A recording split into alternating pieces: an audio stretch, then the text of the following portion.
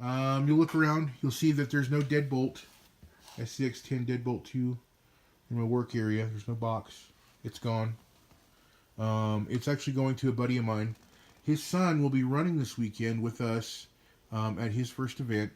And so I sold him the truck, and I have a honcho on order.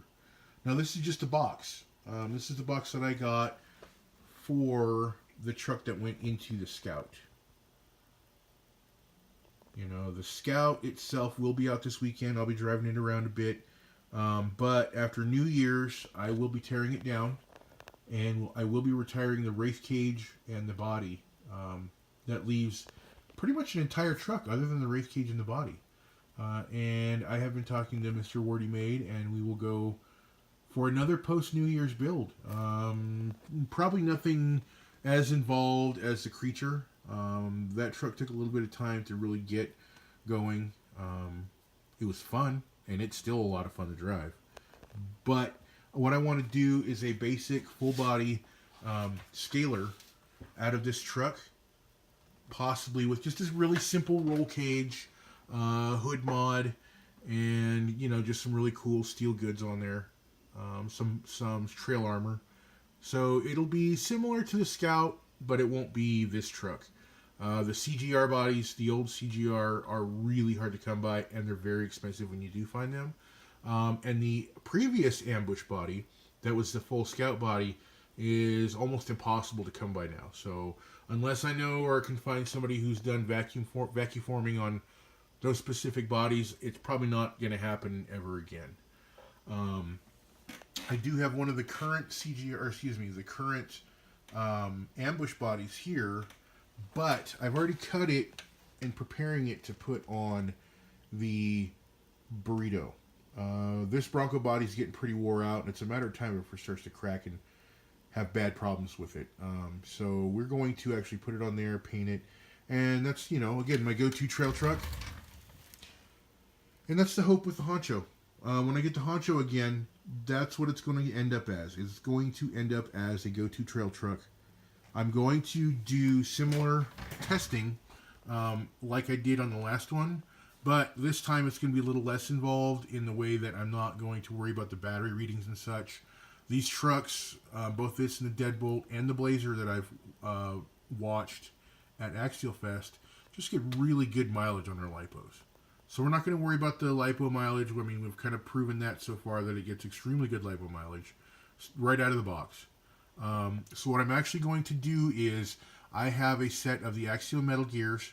I have a one of the lower priced Echo Power trail servos. And I have some other things. I have some wheels and tires here. I think we're going to end up actually putting BFG crawlers on that truck. But what I am going to do is put as much mileage on it as I can in stock form. I'm going to try not to alter it at all. We'll get it going.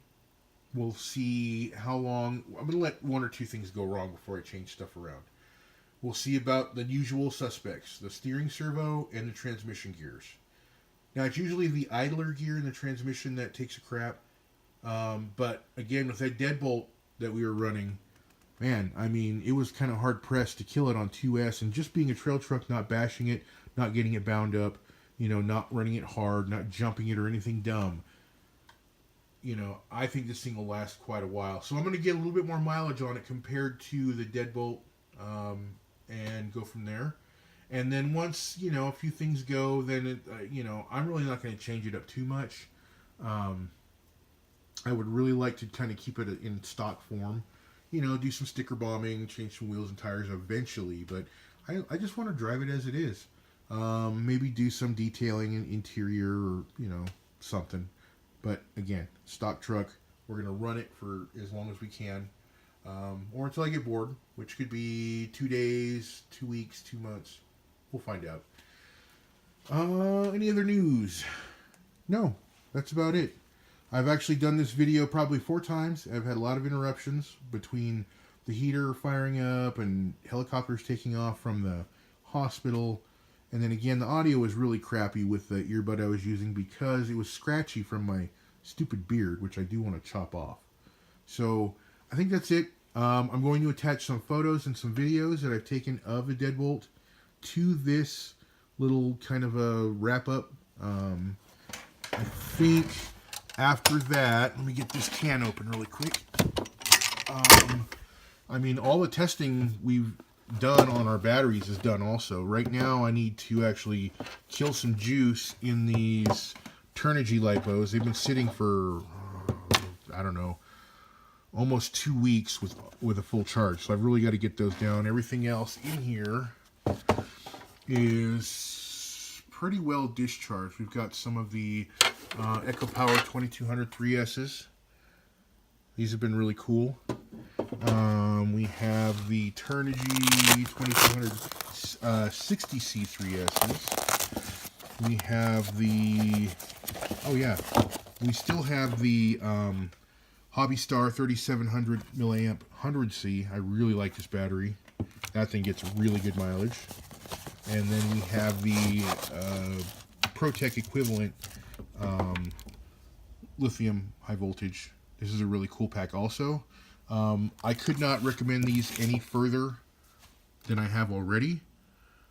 They get, for a good size and a decent weight, you know, you cut down the size and weight a little bit, you still get really good mileage. They work great on trail trucks. Plus the output, when you're running brushless, man, this thing really keeps up with the discharge that happens with those brushless motors. So that's it. I'm going to cut it short. I could keep on going and going and going.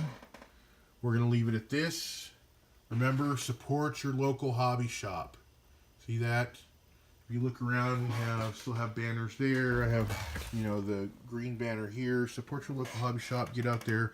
20 bucks at a time. Might not make a huge difference, but, you know, every little bit counts. So, yeah, be looking forward to some honcho videos.